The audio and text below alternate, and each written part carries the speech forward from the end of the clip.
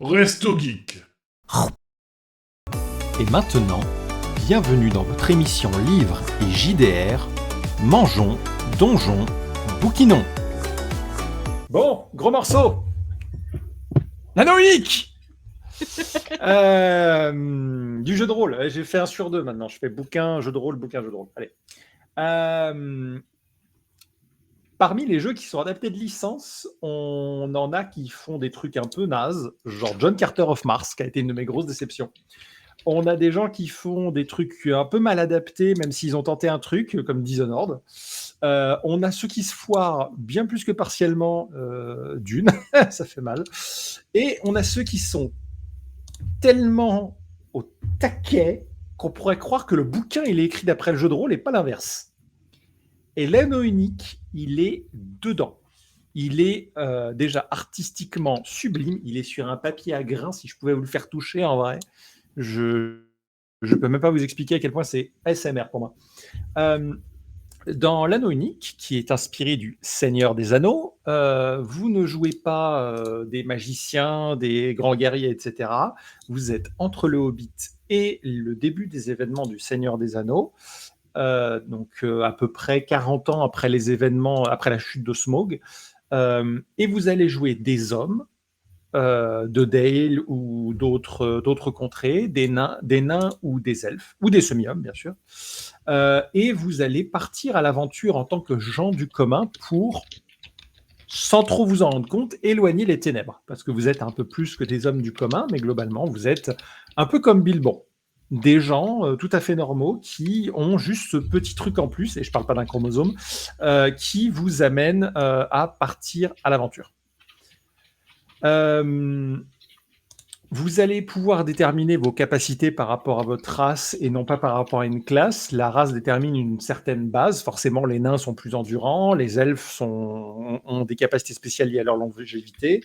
Vous allez prendre votre équipement, un rôle. Est-ce que vous êtes capitaine de la compagnie? Est-ce que vous êtes plutôt le chasseur de trésors, etc. Et vous allez avoir un système super simple à base de 3 caractéristiques avec un seuil à dépasser.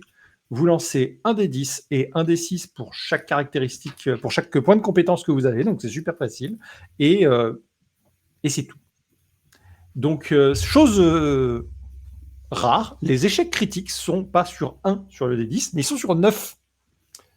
Donc, vous pouvez avoir une valeur qui déboîte et pourtant, vous êtes quand même chié. Et en fait, c'est super intéressant parce qu'en gros, c'est que vous avez réussi votre action, mais il se passe quelque chose de négatif en retour. Et si vous êtes dans le cadre d'échec critique, donc vous êtes chié, et en plus de ça, vous êtes en échec critique, bon, là, c'est vraiment la merde. Ce qui est intéressant, c'est que le jeu, il est super fidèle, puisqu'il est divisé en 2. Vous avez la phase d'aventure, où vous allez principalement marcher dans la pampa pendant des plombes. Longtemps, vous allez marcher. Et affronter quelques bestioles, et globalement, aller trouver des objets magiques. Les règles pour les objets magiques dans ce jeu, elles sont incroyable. Je peux même pas vous décrire à quel point c'est ouf pour les joueurs de trouver des objets magiques dans ce truc. Vous allez avoir dans ces phases-là la possibilité de gagner des points d'ombre et donc de succomber au pouvoir terrible de Sauron, qui peut prendre plein de formes. Notamment, par exemple, ça peut être le mal du dragon, exactement comme ce qui arrive à Thorin dans le Hobbit.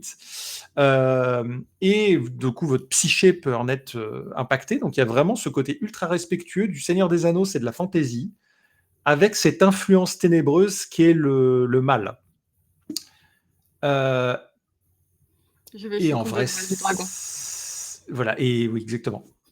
Et en fait, c'est à peu près tout. La deuxième phase, c'est vous avez une phase de communauté dans laquelle vous allez pouvoir dépenser des points pour créer un héritier, retourner voir votre famille, vous ressourcer ou du coup découvrir ce que sont vos objets magiques, etc. Donc ça se passe en 2 temps avec vraiment cette phase de préparation et cette phase d'aventure où vous allez espérer que cette préparation a servi à quelque chose.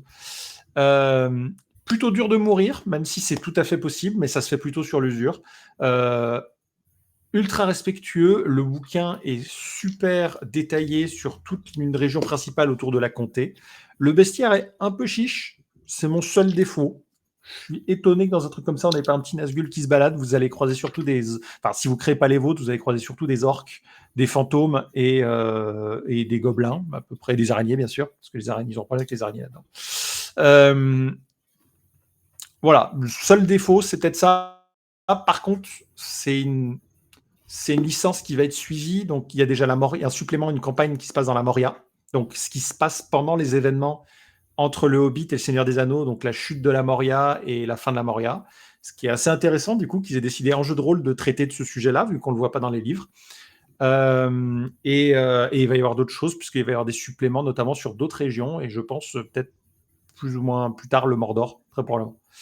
Voilà, si vous êtes fan du Seigneur des Anneaux, c'est incontournable, et pour avoir fait la version du Seigneur des Anneaux qui tourne sous Donjons et Dragons 5, c'est beaucoup mieux. Elle est super bien, la Donjon Dragon 5, mais celle-là, elle est vraiment... Elle a réussi à mélanger le système de jeu avec le Seigneur des Anneaux, et le Seigneur des Anneaux, c'est trop bien. On y joue quand? C'est trop de jeux. J'aimerais beaucoup y jouer. Pour le coup, j'ai déjà une team pour jouer à celui-là. Mais on y joue quand? Ouais, non, il faut... Déjà, faisons notre campagne. On a déjà du mal à faire ça. C'est vrai. Ok. Des Nazgûl en tongs. Non, mais... Et then walk. Mais merci, Calcifian. Bah, non, je veux pas le revoir dans la tête. On démissionne et on fait du JDR tous les soirs. Ah ouais. Ça t'entend, hein. J'en fais déjà 3 soirs par semaine. Mais ouais.